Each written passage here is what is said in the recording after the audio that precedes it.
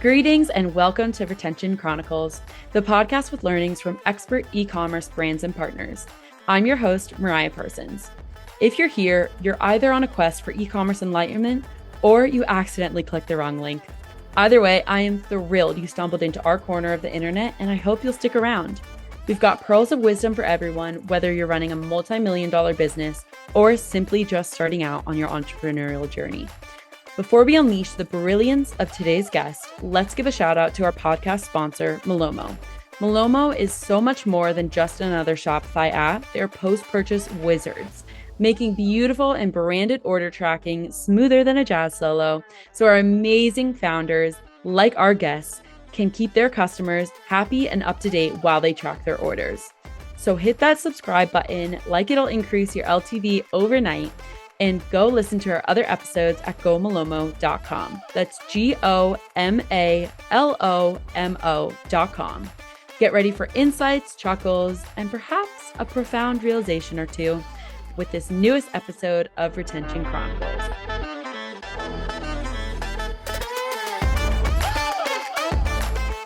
Hello, everyone, and welcome back to Retention Chronicles. Excited for our interview today. Joel, thank you so much for joining. I am so blessed to have you here today. I always say this on our episodes, but these are the highlights of my week when I get to chat with someone for, anywhere from an hour to more realistically 35 to 45 minutes.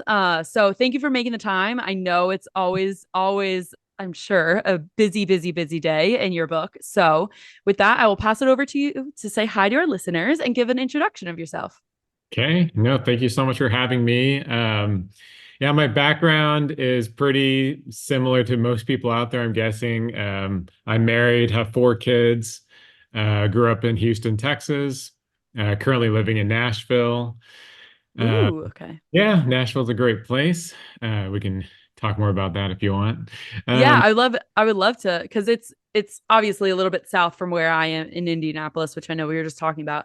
And I've only visited once, but I have been told that I would really fit in terms of living in Nashville. So I'd love to know like the differences or if it's super similar with Houston and Nashville.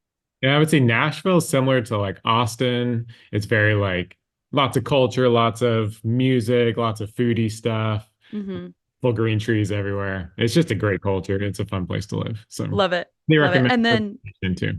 yeah. How old are your kids? We usually get, I feel like when founders come on and they have kids, it's like 2 kids is what I hear a lot. So 4 is definitely, it's a lot of fun. I had 2 siblings, so I'm a child of 3. So Yeah, so our kids are small. They're 7 years old through 12. So we're busy with elementary, middle school activities. And so it's crazy balancing that with we have 2 e-commerce companies, which we'll dive into later. But yeah, that's the kid situation.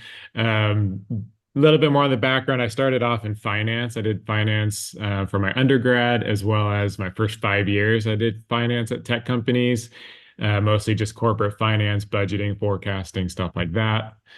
And then I realized that wasn't for me and I didn't want to do it anymore. So I started my first e-commerce company in 2015 called Copper Pearl. It's in the baby industry.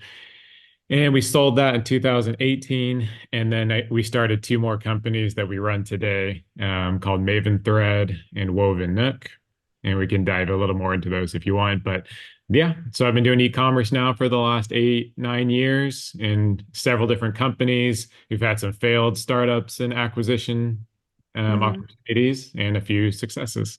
yep. Love it. Love it. There's a lot to dive into, Yeah. which I was so excited to have you on because I think we don't have a ton of founders who have went through an acquisition like you have in selling Copper Pearl. So I'm excited to dive in a little bit there before we dive into the brands that you're currently running. Yep. So with transitioning from finance to wanting to be more entrepreneurial, have you always, I guess, known that you've wanted to at some point transition to that? Or was it just kind of something where, okay, you said you were working for startups. So like I'm in the world of being surrounded by a lot of people who are, starting their own businesses, and then did that kind of light the flame, or was this something earlier before you were working Yeah, for startups? it was kind of a newer thing. I think growing up, I wanted to be a doctor, and then that was too much school, so I did finance, and then it Mm-hmm. was like a great stable job.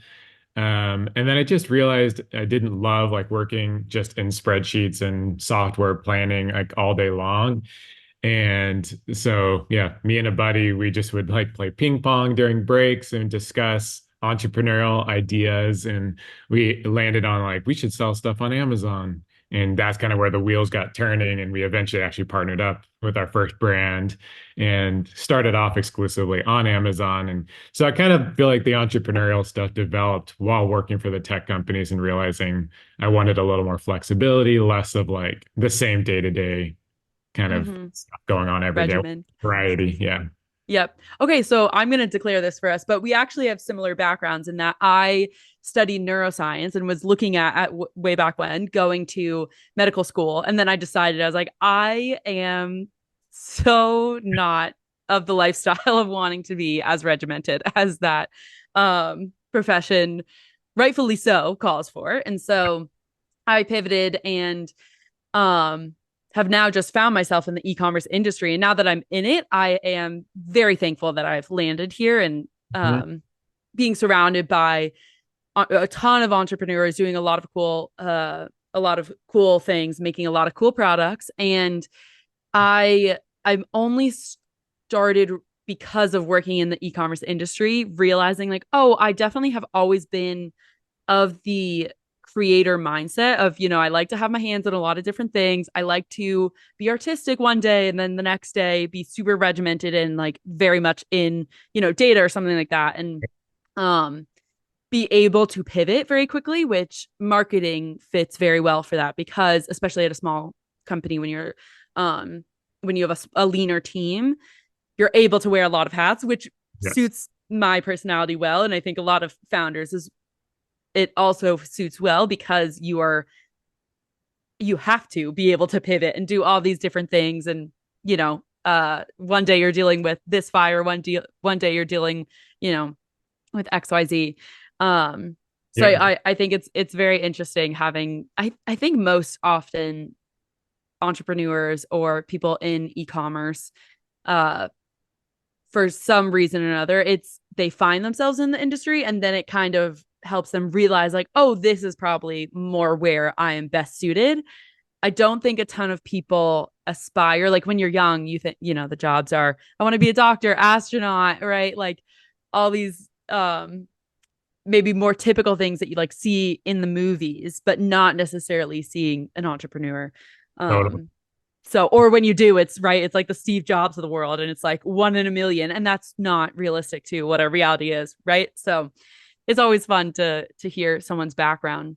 So if we can start at, I think let's start at Copper Pearl and talk Yeah. through really high level of just growing the business to the point where then you're getting approached to sell the business because we haven't had a ton of founders like I said at the top of the episode who have been able to go through that experience. Most are still in the thick of it with Yeah. either one or multiple brands, so I think it would be an awesome perspective. Yeah, so it was a wild ride because it happened so fast over a few years. But Copper Pearl, we kind of got into it in the early days when Amazon was still kind of like a open marketplace. There was a little Mm-hmm. less competition, more opportunity, and we just started selling baby bibs, like really cute, trendy baby bibs that we couldn't find out there. And we were Mm-hmm. like, I think the best ones on Amazon there for a while, and it just took off. Like we saw immediate success with just sales traction on Amazon, just running basic pay-per-click ads right through their software. And it went really well. And, that led to more designs, more product lines. We kind of became like all baby textiles, blankets, burp cloths, nursing covers, towels, like everything you can think of that's a textile for a baby, baby shower Mm-hmm. gifts. So we grew on Amazon really fast, and that's kind of what has been my strategy with all of our brands. Starting off on Amazon, building up a cash flow basis on Amazon, and then taking those funds to invest on Shopify, Facebook ads, and all three of our brands, we started with a very small initial investment of usually around $10,000 ten to $15,000 to get these brands launched and up and running. And that was mostly thanks to Amazon being our kind of cash cow at the beginning of each brand. But Copper Pearl started off on Amazon. We transitioned to Shopify. Took some time to get traction there, but started getting some good traction through Facebook ads. Influencer marketing was huge for us. Mm, Word of mouth marketing with baby showers was huge. And then our third step in our growth trajectory was wholesale. So we ended up doing some trade shows, some baby trade shows, kind of stumbled across a Japanese distributor, a Taiwanese distributor, a Canadian distributor, ended up in a bunch of little mom and pop baby boutiques, a couple big box opportunities. And that all happened in like 3 years. And then, wow. yeah, super wild. And then we got to the point where there's a variety of reasons, but we were actually ready to sell the business and move on to some other opportunities. And so we actually ended up contracting with a local brokerage, and they listed our company for sale, found the perfect buyer who took it over. We trained him, and yeah, Copper Pearl continues on an upward trajectory today. It's, had some pretty significant growth even since we sold it. So that's kind of the Yeah. long story short of that journey. I love it. I love it. Couple of questions there. Do you happen to know, because I think starting on Amazon is a great technique in terms of being able to generate a little bit more cash flow before diving into Shopify and committing to, running ads on Facebook or Meta. So do you know what size about? You said like 10 to 15K putting in the original investment, but what were, I guess, any indicators you can remember of, okay, we need to start investing into Shopify, investing into ads outside of Amazon? Yeah, I think it was once we had enough incoming cash flow to easily cover inventory growth because we were growing fast and all of our working capital came from profit from Amazon. So I think once we started having enough money to pay for inventory growth and all of our advertising overhead, and we still had, money left in the bank at the end of the month, we were like, okay, like this seems more feasible. So I think I want to say that we were probably doing $100,000 a month, maybe on Amazon or so before we even started Shopify. And that, I think it probably differed based on each business, but we had some pretty significant sales traction before even attempting Shopify. And that was just something that made us feel safer. Just we weren't super familiar with Shopify. We were very familiar with Amazon. So we took our time and that did allow us though to go into Facebook and put in like real budgets up front day one and test it and see how it's working and hire an agency to do it the right way. And because it's kind of like when you're trying to be scrappy on Facebook and you don't really know what you're doing, it's hard and It's a lot. Yeah. you can use a lot of money really fast. So Hmm. Yeah. And knowing, the best practices of it all and like when to kind of pull back or versus full steam ahead, right? I feel like that's a lot of the battle with ads, and it yeah, also changes and they can be so finicky, right? And so if you have experience coupled with um a lower budget, it's yeah. typically harder, I think. Great. I was going to say one other benefit of starting on Amazon, just for anybody who likes that idea, it is a low barrier to entry, relatively speaking. Like if you have a great product and you get it into Amazon, they take care of fulfillment, customer support. Your advertising is so simple compared to Facebook. You just go in and just basic keywords is all you bid on. So it's like anybody can do it. I ran it myself. I still do it today. So for the last 8, 9 years, I've done it myself. We've tried some agencies and they haven't worked out. So it's Mm. simple enough that anybody can do it. And it's an easy way to get into e-commerce just to test a concept out. Yeah, I'm sure that's motivating to a lot of people if they have say an idea but Yeah. not necessarily thought about the execution of it. Amazon is a great place to start. And I like that perspective because we typically hear about brands starting on Shopify or starting on another e-commerce platform like Magento and then transferring over. And I think it has to do right of just what you have to know. So, or what you know when you're starting out of like, oh, I'm really familiar with the Shopify space, or I've worked in the Shopify space for XYZ years. Like I know more about the capabilities there. And you had said that you were more familiar with Amazon rather than Shopify when you were starting out. I'm curious, what was that because of? Is it just because, as a consumer, you're No, familiar with interfacing with Amazon or other experience? It was actually when we very, very first had the idea over ping pong to get into Amazon. We actually tried retail arbitrage. So we went to Mm. like discount stores and we were buying stuff on sale, like vacuums and I don't even remember, all sorts of random stuff. Yeah, everything under the sun, I'm sure. We just ship it to Amazon and sell it for a profit. And it worked, but it was like 30 hours of work to make like 800 bucks. And we were like, okay, this isn't going to be It's not scalable making for sense. us. But we learned how Amazon works. We learned how labeling and shipping into Amazon works. And we learned how simple it was to use. And then we were like, okay, we need to come up with our own product, our own brand. We know how the system works. So that's kind Mm. of how we started off on Amazon. We knew nothing about Shopify at the time. And like we said, we had a very small initial investment. So we just figured Amazon would go a longer way for us up front. Yeah. Okay. Makes sense. And then was it also something that this you were doing on the side, or was this full you were fully dedicated to this? I was on the side for the first maybe year. So I was doing corporate finance at a company, and then we were doing this after hours, usually a couple hours a night, just kind of getting product up and running, running ads, designing new products, stuff like that. And then we both actually ended up quitting our job on the same day. Oh, Almost that's almost a love year that. later, I want to say maybe 9 to 12 months later. We had enough sales traction where we felt confident that like this was going somewhere. And then, yeah, best day of my life. Okay. Yeah, there you go. I love that. Okay, and then another question around Amazon ads because we were talking about the differences with Shopify or sorry, with Meta and Amazon is because you're kind of bidding for keywords, is it more of a set it and forget it? Like you're not monitoring it as closely as maybe you would with, if you're A/B testing different things in Meta? I would say it's more set it and forget it. I definitely check in still like weekly. You tweak bids by keyword. You can like negative keyword out certain words that aren't working for you. So there is some stuff you can do day to day for sure. And there's agencies and softwares that make tons of money trying to say like they'll make it way better. We've tried a couple and honestly, I haven't seen the value as much. I'm sure they would say there's no way that they couldn't add value, but it's simple. Yeah. You just pick the keywords that are most relevant for your product. You pick how much you're willing to bid. You set a budget and you just kind of see the data and go from there. Yeah. And make, yeah, smart Yeah. bets. Well, I feel like it's a lot of yeah, it's not rocket science at all, at least compared to meta ads for sure.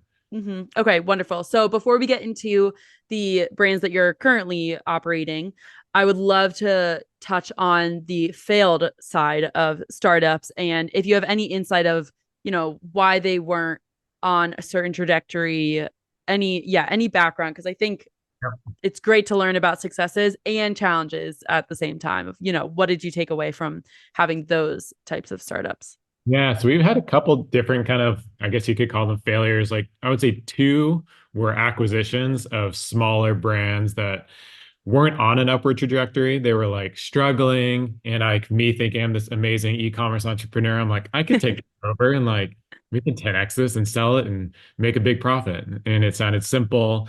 My wife helps with a lot of design and product development. So like with her doing design and me doing like operational stuff, we were pretty confident. And my biggest piece of advice is I personally would never acquire an e-commerce company at this point that's not already on an upward trajectory unless you have some secret sauce, amazing magical ability to turn it around. It's hard to revive a struggling brand. Like once your audience on Instagram is cooling and you're not getting engagement, and once your email list is going cold, once your products aren't as exciting in the market, to reverse that trend on all fronts is very hard, like way harder than I thought it would be. So that would account for at least two of what I would call a failure, two little smaller acquisitions that just didn't go where we thought they'd go. One Mm-hmm. of them we just kind of got out of. One we actually ended up selling to another person that thought they could try their hand at it. Um, and learned a lot from them. And, we put out some cool products, just didn't go anywhere, but cool opportunity to learn from that. And then the other one that we started was actually a really cool. We found a furniture maker. We started a little furniture business, awesome modern furniture. And after getting into it, we were like, this is way hard to make custom furniture and ship it around the country. And Yeah. we realized we prefer smaller packaged goods that are more easily mass manufactured and simple to ship. And so I have lots of opinions on like what kinds of products I think are worth starting for a first time entrepreneur, and custom large furniture would not be my advice. Yeah, yeah. That seems like there would be just a couple more hurdles to cross. How many? Um I would love because you said, smaller package goods that you can shipping and fulfillment is a little bit, storage, warehouse space, all that stuff is a little bit different from custom furniture. What other, because and you've stayed in the apparel realm, or like It's like what is the texture, or not soft goods. textiles, that's the word I'm looking for. Yep. um so what other realms would you say, like in terms of consumable package goods, like what would be your opinion around other kinds of products that you say now, after having multiple brands, started multiple brands, that where which ones go in the custom furniture, probably a little bit of a steeper hill versus um packaged goods.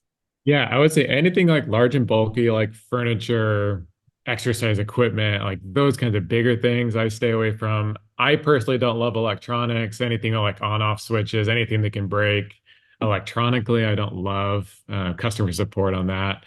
Um, I don't Yeah, I would say the things I do love, maybe on the other side, I like fabric because you can customize it so easily. So if you have a good eye for design or trends, or you're creative, I feel like it's the easiest way to come up with a differentiated product is the shape of the product, the size of the product, the colors, the designs. You can follow the trends and be the first mover easily.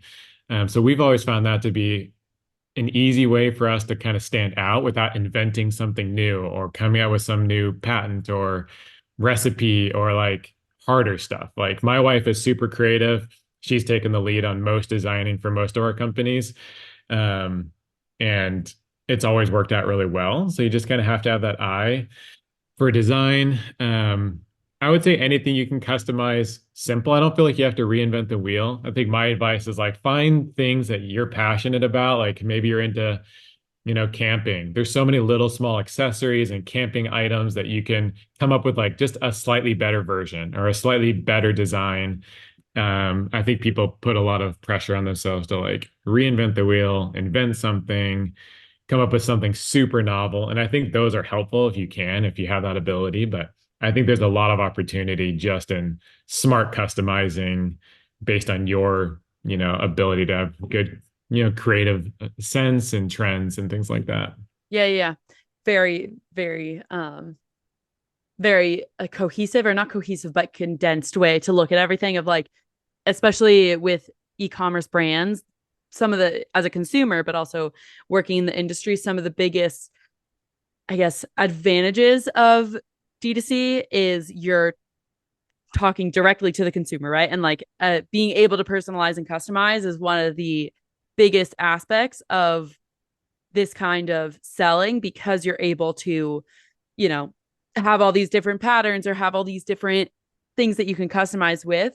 And so I think it's a smart play of, I can imagine, bigger, bulkier things would be, yeah, just a, Like another example too of like over COVID, we had no idea that we have these really cool exercise headbands for mostly for women. And they did really well over COVID. All of a sudden, mm, skyrocketing. We were like, why? And apparently it was nurses. Like nurses love our oh, headbands. And just like this, we came out with a nurse patterned headband, like nurse icons and things like that. yeah, It cute. went crazy over COVID. And it's just that kind of stuff where it's like you don't have to invent something, but like you can tailor, one's for dentists, one's for nurses. You can do, people that are a little more like hardcore, or you can make it like more CrossFitty. You can make them like light and flowers. You can do flowers for those people that like more, feminine feeling things. And I don't know, it's fun. I think Yeah. it's not super hard to, I don't know, differentiate your product.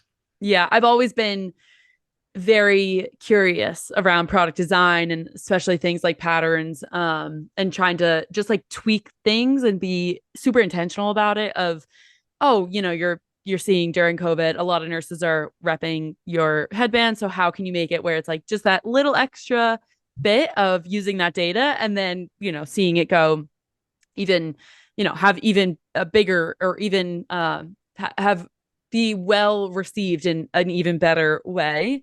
And I think those are the brands that, right, they're able to take their customer data and do something special with it. And you probably wouldn't get that in a bigger, Yeah.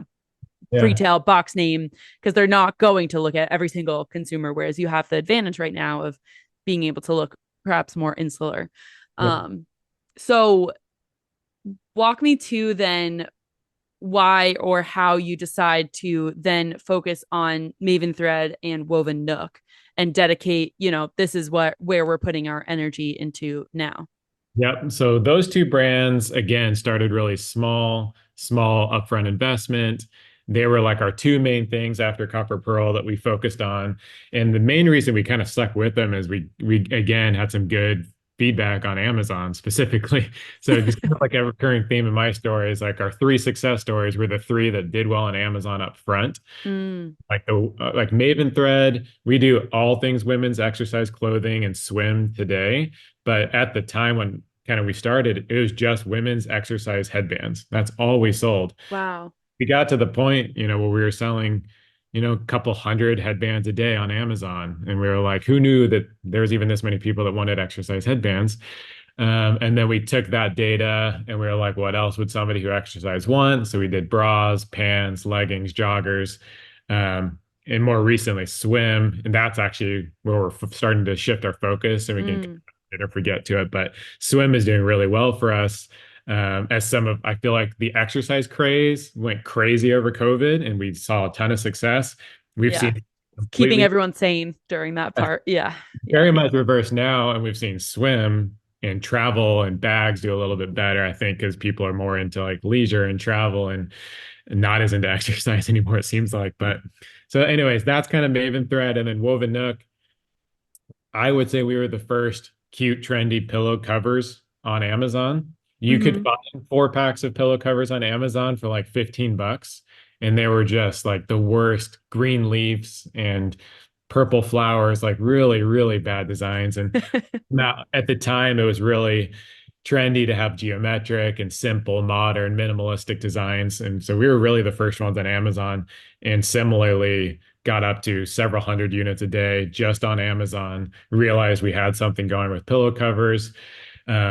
And both brands eventually transitioned to Shopify and Facebook ads and tons of product expansion. And that's kind of where we are today is mostly, a well-balanced mix of Amazon, Shopify, a little bit of wholesale, but we haven't focused as much on wholesale, at least for these Mm-hmm. yet. Yeah. So Okay. Wonderful. So because you're dealing with so many textiles, I know a big portion of that is like getting the right fabric and getting the right feel with the right design. And so what is that? And I know you mentioned your wife is more on the product design side of things, but what does that look like in terms of, I guess, quote unquote, perfecting, yep, the different fabrics that you're using for the athletic, I guess, sector versus swim sector. And then when you're looking for Woven Nook, looking at the home yep. pillowcases and stuff like that, are you dealing with the same manufacturer? Have you, Yeah. do you have kind of your, I guess, team, your team dynamics set up in that you're able to fulfill all of those, or has there been different, I guess, different ways to execute for each of them? Yeah, textiles is definitely tricky. You do have to get the right ones that hold up, that don't pill, that stretch the right amount, that are breathable, and, Mm-hmm. and different for home decor. But yeah, we use two different, I would say two manufacturers for the home decor side. One is kind of more hand woven, luxurious, kind of like artisan feeling material. Mm-hmm. That's awesome. And that's kind of a premium price point for us. And then we have a manufacturer that focuses more on kind of like a simple, lightweight cotton that's really easy to work with. Um, and then on the exercise clothing side, we have one that focuses on performance wear. So that's like the clothing and the swim. And then we have a separate manufacturer that does our headbands. And it's like a super buttery, soft, stretchy material that's we've been using for like 6 years now. And so it Mm-hmm. has been a little trial and error. Like we do a lot of textile sampling. So we'll get lots of samples of different weights of fabric, higher spandex, lower spandex, um, nylon versus polyester. Like we're doing lots of different testing from that perspective. Same on the home decor side, it's a lot of like, you talking like GSM, like grams per square meter. So different like weights that you can ask them about, different fabric types, different zippers. I mean, getting into zippers is a whole world in and of itself. And so yes, I would say lots of trial and error, lots of sampling with different manufacturers until you just get something that you're like, this feels right, this holds up, this works right. And then once you have it, you pretty much have it for life. Like you don't have to Hmm. reinvent the wheel once you nail the fabric. Yep. Okay. Wonderful. So I want to zoom out a little bit because obviously we've been talking about all your expertise in founding a brand and finding the right, which dials to turn up versus turn down and when to make different pivots and when it makes sense. So when you're faced with, say, a new challenge or something that you're even just thinking about, where are you looking in terms of the e-commerce industry?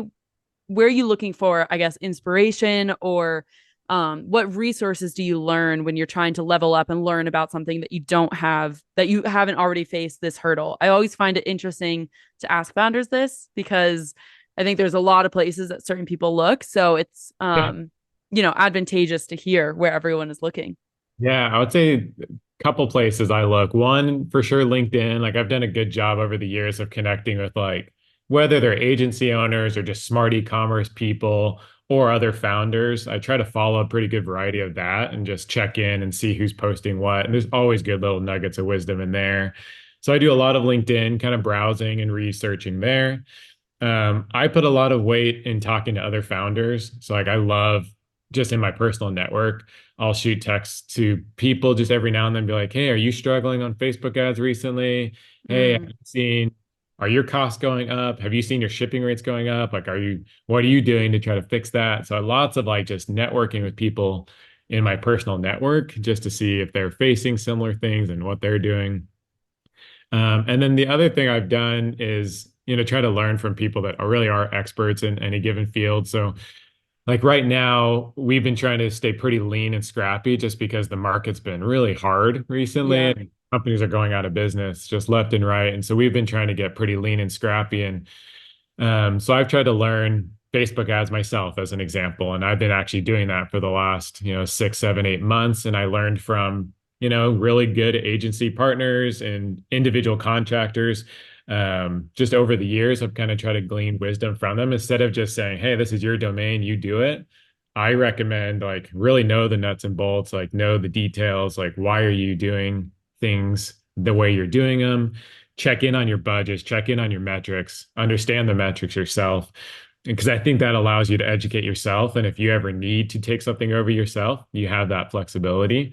Yeah, that's a few of the ways I've tried to glean wisdom over the Yeah, years. yeah, I love it. I think it's a very smart approach to notice where, okay, I might have this, um, I might have a less of a knowledge that I would need when operating this. So get ahead Yeah. of the game and start to learn about things Mhm. before it's a necessity per se, in terms of, giving the example of Meta and Facebook ads. And it sparked, you said, like one of the things that you're asking other founders about is shipping rates or shipment rates. And I'm curious to let's double tap on that a little bit because we have seen, and because of course that Malomo sits in the order tracking world, we work a lot with carriers, right? We hear a lot from founders about what they're experiencing. I remember, I think it was 2021, but like Shipmageddon of just like right shipments being held up and Yeah. awful, just nothing that you can control, right? It was just part of the times. But we hear a lot of feedback from founders. And so we actually recently partnered with Ship Sigma. And so they will, I don't know if you're familiar with them, but they do a lot of shipping savings for brands. And so it's something that we're dialed into right now because we've started to hear this feedback around rates. So I would love to hear, I guess, like the chatter that you're hearing if you're asking founders about, what they're experiencing with their carriers and shipment rates. Yeah, so from shipping, I see two sides. Like, there's one, the importing of goods, that's like its own conversation, and then shipping to end customers. And um, so, yeah, if we're focusing more on the end customer side of it, we've tested a bunch of different like you have like the lower end of the shipping spectrum, like UPS Mail Innovations, where it's like really slow but really cheap. We've tested out like intermediary companies like First Mile and other ones that will kind of do like part of the delivery, but not all the delivery, or part of the pickup and transfer it to the post office. We've tried UPS, just like expensive. And I think what we found is you really get what you pay for, typically Mm, speaking. Like if you want to try to save money, like you can save money by trying some lower tiered shipping options, but you will get a lot more angry customers. Like we just see a spike in customer satisfaction complaints, like as soon as we switch to something that we think will save us a little bit of money. Um, so I don't know. As far as rates goes, part of the reason we use a third-party logistics center is because they have the volume that a lot of companies that they're shipping for, and that has helped us on our rates. I know that I've talked to some founders that have their own warehouse, and some of the challenges with your own warehouse is it's harder to get good rates compared to maybe using a partner like you're hmm. talking about, or a third party warehouse. So definitely if you're running your own warehouse, you got to figure out how to get those cost savings in some way, because I think that UPS and USPS, they really they kind of They gouge you. get you. You know, if you don't know how to get good rates, like you get screwed pretty bad. So Yeah. kind of what I hear. And then, we've always been a big fan of 3PLs, so we're not running our own logistics and operations. And that has again allowed us to be very flexible. Like when sales are great, having your own warehouse sounds like an awesome idea. As soon Hmm. as sales go down and you're struggling to cover overhead costs, having a warehouse sounds like the worst thing you can imagine. So we've kind of kept the flexibility, which comes at a cost to some extent. Having a third party warehouse handling it's a little more expensive. Um, but yeah, I don't know if that answered the question, but that's kind of Yeah, similar. no, I think it's awesome. And I like that you called out as well of, you'll kind of get what you paid for. And so depending on, the if you only have whatever 10 customers a month, and then you can kind of make that gamble of like, okay, you can deal with 10 customers a month, right? Of like support Customer tickets and service, yeah, not too, Wismo tickets. Yeah. yeah, But if you get to the point where it's like, thousands on thousands on thousands of tickets, then it's probably not worth the stress that your CS team is going to have to endure. And the lost customer potentially of, if they have a bad shipping experience, I think yeah, it's 84% won't return. So it's like at that point, you don't it the extra cost up front of getting a better having a better delivery and shipment experience is probably worth it. So yeah, it definitely makes sense. And I like that you called out the I guess we'll call it the downstream effects of those choices of customer support tickets. You have to really ask yourself, is it worth it? Because that's something we also see a ton, having, um having brands be very overwhelmed by an influx of where's my order or Wismo tickets, and just being like, I cannot deal with this amount. Like, how can we resolve that? yeah, And it is, yeah, it is, I'm sure, a major relief, when using something like a better carrier or, um, order tracking can yeah. help people get along the way. Um, well, I will ask before we wrap up, is there anything in terms of what you're excited about for either of your brands? If you want to tease anything, I like to leave the room open. If you don't have anything to tease, then we can wrap us on up. And this has been great. Yeah, I mean, if you check out either brand, Woven Nook, like I said, we have the best covers. Our They are inserts, adorable. Of course, I was looking at them before. So, surprisingly, we came out with inserts for the covers to go over. They're soft and plush. They're amazing. Surprisingly, it's become our by far best selling product that we have. And wow. it's nice because people buy the inserts once and then they come to us for the covers because they fit exactly for our inserts. Hmm. On that front, we're doing the same similar model, hopefully later on this year for duvets. We're hoping to get Lovely. into some bedding options, some blankets and things like that. So that's on the horizon for us there. And then on the Maven thread front, swim is our big thing right now. So every year we're coming out with a brand new, fresh swim line, super highly reviewed. Like people are loving it. It's I don't know, it's kind of fresh. My wife has her own take on designs. She loves color, she loves patterns. So if you're into that kind of stuff, she does it in a not cheesy way. So we actually sold out of almost all of our swim. We launched in January, Exciting. February, and we already sold out. We were like shocked Wow. I didn't realize that was And we're even. recording this in early April. Like that is a very quick We've been out of turnaround. stock for like 2 months, and so we're finally restocking this week, and probably April, May will be hopefully more stocked up. So check out for if you want some fun swim for you or your spouse. It's super fun. Okay, lovely, lovely. I love it. I will definitely have to check out those. And that congrats again on that. That is 2 months of selling out. That's huge. Great. I feel like people are very much in bold colors and patterns right now. Seems to be the trend. So absolutely love that. And before we wrap up, I have to ask you, it's just more of a fun question. Has anyone ever told you that you look like Dak Shepard? Do you know who that is at all? Separate is. I get random ones. I've got like Ty Detmer. He was a football player once. I guess I must have a random face.